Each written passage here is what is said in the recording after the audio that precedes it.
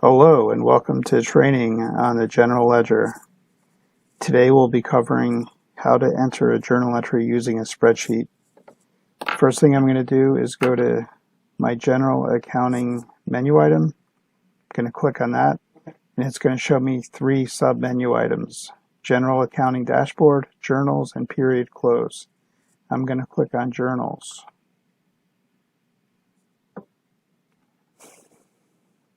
Oracle is going to bring me to this screen where I'm going to have a journals dashboard that is going to show me journals requiring attention, requiring my approval, pending approval from others, incomplete, and import errors. The bottom of the screen is going to show me any jobs that I have running under me. It's going to show me what job it has run or is running or what the status is. Off to the right, you're going to see a task menu bar. If you click on that, it'll open up. And then for me, the third one down is create journals in a spreadsheet. I'm going to click on that. And as soon as I click on that, Oracle's going to download a journal entry spreadsheet that's going to be in your drop-down area. Oracle's going to bring me to a Excel spreadsheet. It's going to ask me to connect. It's going to say, do you want to connect? Press on yes. When you do that, you're going to be asked to log in.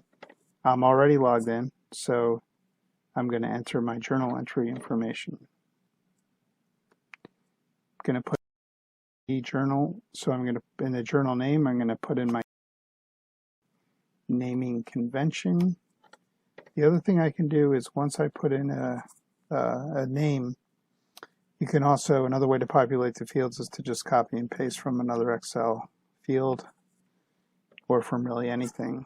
I'm going to choose my ledger using the drop down, so I'm going to use the KUSD ledger. For the accounting date, I'm just going to type that in as July 31st, 2019. The source is always going to be spreadsheet. The category, anything with an asterisk is a required field. So the category is required. What I'm going to do in category is double click. If I double click in any of these mandatory fields, it's going to bring me to this search menu. Once I do this, I can type in, for example, any letter as a wildcard search. So any journal category that starts with the letter A, if I click on search, will show up. Now I'm going to pick adjustment, click on adjustment. I just have to scroll down a little bit to the right to get to the OK. Then I'm going to say OK. And that's everything I need for the journal header. Before I get into the lines, there's a couple points I want to make on the journal header. If I choose adjustment and I want to reverse this in another period, I can choose the period in which I want to adjust this, in which I want to reverse this journal entry. However, if I wanted this to automatically reverse, I would actually choose the automatic reversing category. So if I choose on A, there's an automatic reversing category called accrue reverse. If I choose this accrue reverse journal category, this journal entry will reverse automatically in the next period. If I choose any other category without a reversal criteria, it will not reverse. However, if I choose any category like I had, I go back to adjustment and choose adjustment with no reversal criteria, it will not reverse. That's very important. So coming down to the lines, if I want to enter my chart of accounts values, I start on my company. It really doesn't matter, you can start on any of them, but if I start on company and double click, it's going to bring down the search menu. If I click on it, it'll bring me down to how I enter my chart of accounts values. I can choose an alias, and if I do, hit the drop down, I can choose an alias either by picking one or hitting search. If I hit search and choose any alias that starts with 501, hit search, I choose one of my aliases, 501263, for example, Oracle will pre-populate all the chart of accounts values with the exception of department and account for all of the values that would be with this company cost center combination. Then all I need to do is pick my department and account. If I wanted to pick department, let's say 53, I choose department 53, hit search, say OK to that. And then if I want to pick an account, hit the drop down, I can hit search. Let's say I want any account starting with the number 7, I can do that, and then kind of scroll through the 7s to find the account I want. Let's say parking subsidy, say OK to that. Now I can update any of these other pre-populated fields if I wanted to. Another way I can do is just pick it and then say OK, and then Oracle will attempt to build the combination. If it passes all the validations, it'll appear. Then what you need is a currency, let's say USD, and a debit, let's say $1,000. So that's one way of entering the chart of accounts. Another way is to say, same thing, double click on company at the next line, not use an alias, and just say my company's 529. I could just pick it that way, and let's say my cost center is 0000. Choose my cost center, and then if I just wanted to search all combinations that meet that criteria, it's going to give me every single combination that is with 529 cost center 0000. Then I could scroll through this long list if I really wanted to do this to find my combination. So that's just another way I could search through my accounts. Now this is a very tedious way to search, but I just wanted to show you that this is available. Now if I wanted to choose this combination, 529-002-0014, click OK to that.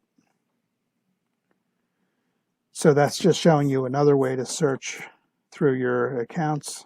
And then I could just, if I wanted to, I could just copy USD to USD, and let's say I wanted to put $500 as the credit. Then the other way I can do this is I could just simply pick every single value if I wanted to go through and just pick every single value I can, either by searching or by just typing it in just directly.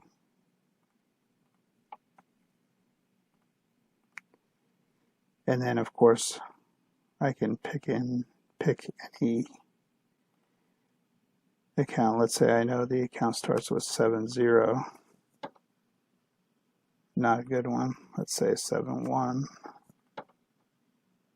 So then I could just kind of pick my way through these accounts.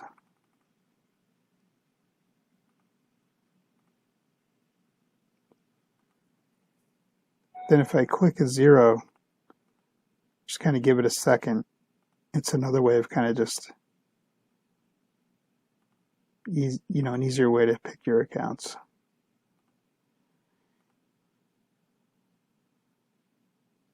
And I hit a cross-validation rule. This was completely intentional. Haha. This combination is invalid. Cost center account balance sheet. 00s can only be used with balance sheet accounts. So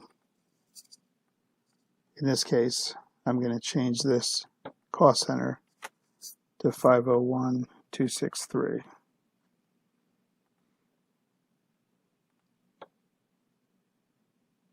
Say OK to that, and then come over. Again, I could just copy and paste this down to here, and then the final way that I'm just going to show you is that it is an Excel spreadsheet.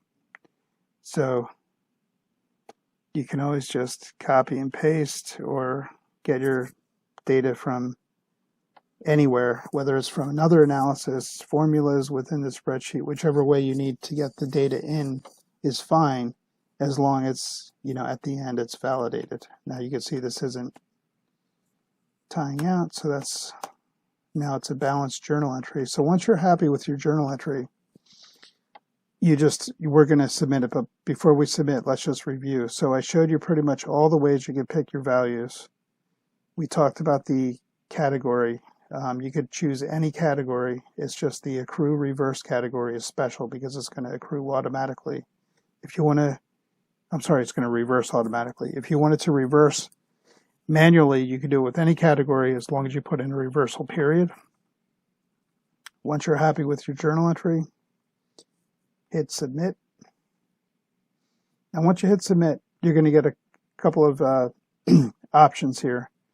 And you pretty much want to leave these options the way they are in all cases, with maybe some minor exceptions. But you want to keep this this one selected, which says submit journal, import, and posting. Even though it says posting, it's only going to post after your approver has approved the journal entry. So it's a little bit of a misnomer, but even though it says posting, it's going to go through the approval process. This will actually be routed to your approver for approval. And for this one, just leave this one as yes without validation. Hit submit.